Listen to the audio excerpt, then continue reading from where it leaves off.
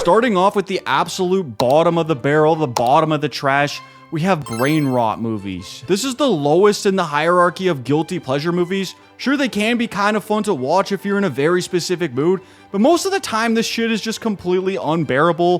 For example, you've got The Master of Disguise. This might be the single worst movie I've ever seen in my entire life. It has a whopping 1% on Rotten Tomatoes, and even that's a little bit too high. I used to have this movie on DVD when I was about 7 years old, and I'll admit that me and my siblings definitely rewatched this movie a number of times. I'm not gonna pretend like I was above watching this movie, but even when I was about 7 years old, I knew I was watching a complete piece of shit. You could take any randomly selected 10-second sample from this movie. It doesn't matter which 10 seconds from the movie you pick. You will immediately see why this is the definition of a brain rot movie. Turtle? Not turtle? No. Another example is War of the Worlds, the one with Ice Cube. I mean, you already know how bad this movie is. I wouldn't be surprised if half the production for this movie was them just downloading a bunch of stock footage off Getty Images and then filming Ice Cube in front of a computer with OBS pulled up, like some sort of Twitch streamer. I mean, that's like not actually how they filmed it, but that's not far off. The Room. I had to throw this one in here for obvious reasons. It's one of the most infamous disaster pieces of all time. You are tearing me apart, Lisa! And there's also a bunch of honorable mentions worth bringing up. You have Son of the Mask, Gotti, Jack and Jill.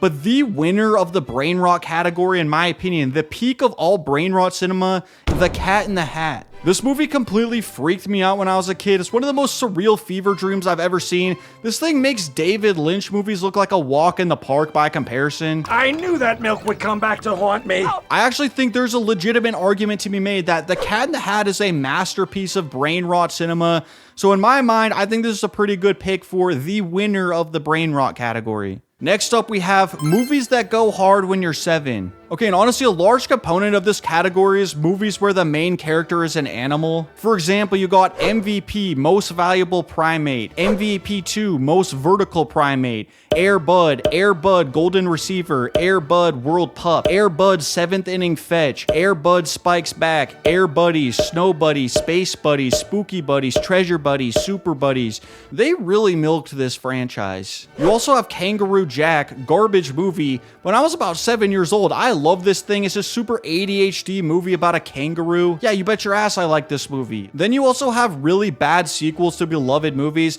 The go-to example for this is Home Alone 3. It's basically just like the first Home Alone, except way stupider and also surprisingly kind of violent. This is another movie I had on DVD as a kid, and yes, I did watch it multiple times. One of the scenes that I vividly remember is one of the burglars gets a running lawnmower that falls on his head.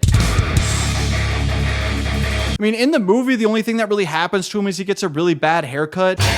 But if they were to make a rated R version of Home Alone 3, this would probably be one of the most violent and gory slasher movies you've ever seen. So for some more honorable mentions in the movies that go hard when you're 7 category, you have super campy superhero movies such as Batman Forever. Honestly, it's not even that bad if you watch it now. You also got Like Mike. It's that movie where this kid puts on some magical sneakers and then he gains the skills of Michael Jordan. When you're 7 years old and you're watching this kid dunk on 7-foot David Robinson, honestly, it is kind of hype. But for the winner of this category, I gotta give it to MVP, Most Valuable Primate. This is a little bit of a biased pick, but I'm a Canadian, and this is a movie about a chimpanzee who plays hockey, so I gotta give it to it just for the concept alone. So the next tier up is stupid movies that are fun to watch. And this is the bread and butter of guilty pleasure movies. Most of them fit into this category, and we are now past the point of movies that are so bad it's good.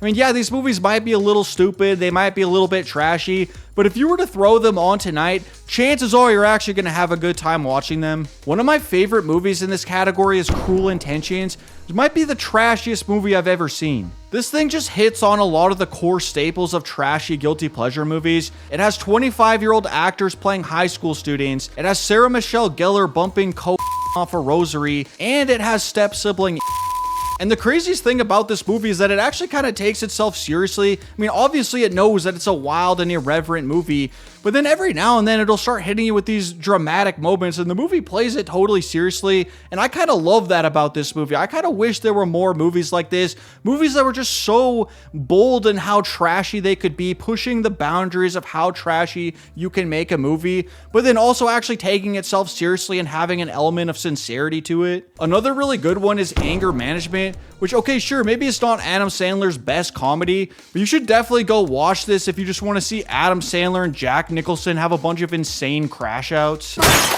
I said over easy! And there's actually just so many movies that fit into this category. You have Liar Liar, Saltburn, Goon, The Chase, Major League 2, Hot Tub Time Machine, The House Bunny, Pineapple Express, Circle. I could go on and on. But the winner of this category, in my opinion, has to go to Roadhouse. And by the way, I'm talking about the original, not that remake with Conor McGregor. One of my favorite aspects of Roadhouse is the world building, because in this universe, for some reason, there just happens to be a bunch of bar bouncers who are world famous. For example, Patrick Swayze's character, he's essentially the Michael Jordan of bar security. But the thing that really sets this movie apart is how stacked it is with one-liners. My personal favorite one is Pain Don't Hurt.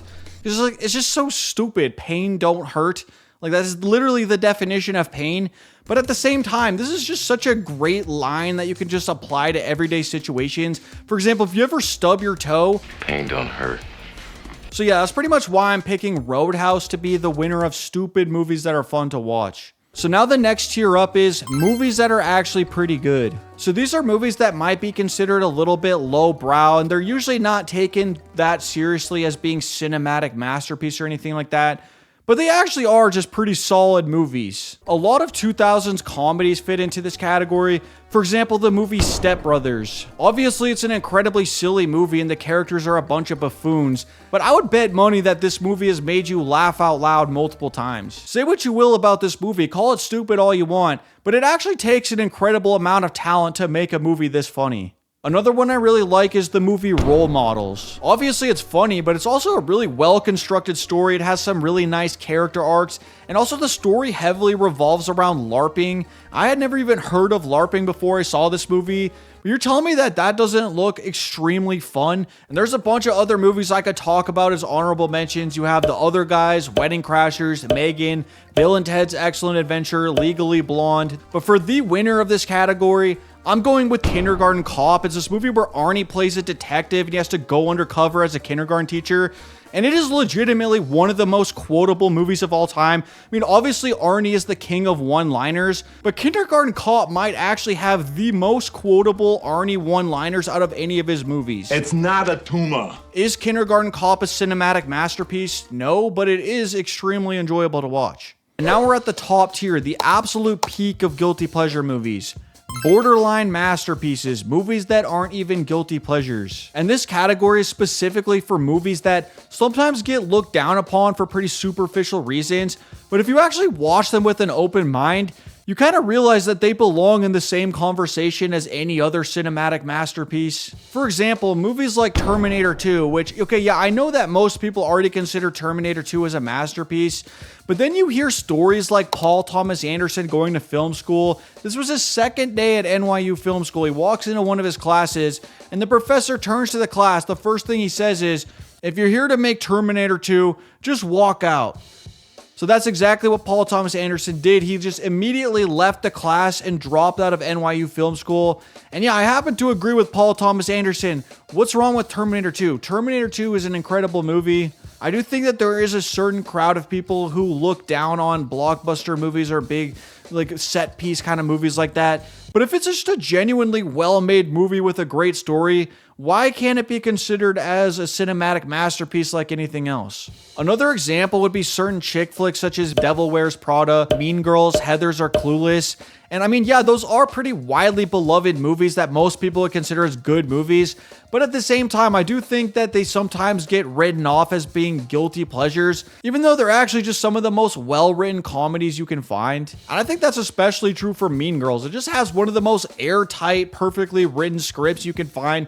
incredible acting performances. I mean, there's a reason why Regina George and Gretchen Wieners are some of the most iconic characters of the 2000s. And another type of movie that I think fits into this category is movies like Fight Club and American Psycho. Even though most people do acknowledge that these are great movies, if you're talking to a person who kind of sucks and you mention that your favorite movie is Fight Club, for example, they're probably going to give you a little bit of heat for it. And it is true that these movies do have a certain segment of their fan base that is kind of misinterpreting the movie and idolizing characters who shouldn't be idolized.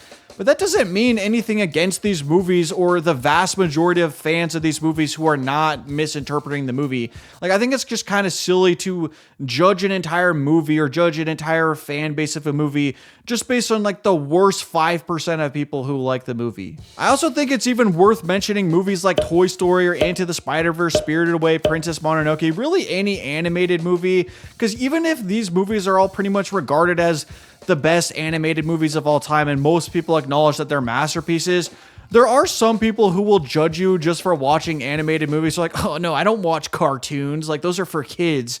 Which I think that's just a stupid mindset, because these animated movies are not only some of the most impressively made works of art like I've ever seen, but they're also just great movies with amazing storytelling. So I think this mindset that animated movies are just for kids or they're just cartoons, I think that's incredibly silly. I think that's kind of reductionist. And obviously there's a ton of amazing movies in this category. It's kind of impossible to pick an actual winner, but I'm going with challengers. And I'm not saying it is the single best movie in this entire category. I'm just picking it because I think this is the perfect example of a movie that on the surface might seem like it would be a guilty pleasure, but it's actually just a cinematic masterpiece. So yeah, those are the 5 types of guilty pleasure movies. Check out this video right here if you want to see which celebrity has the best taste in movies. And also, special thank you to my very first Patreon supporters, Picasso Likes Movies and Eliana. I really appreciate it.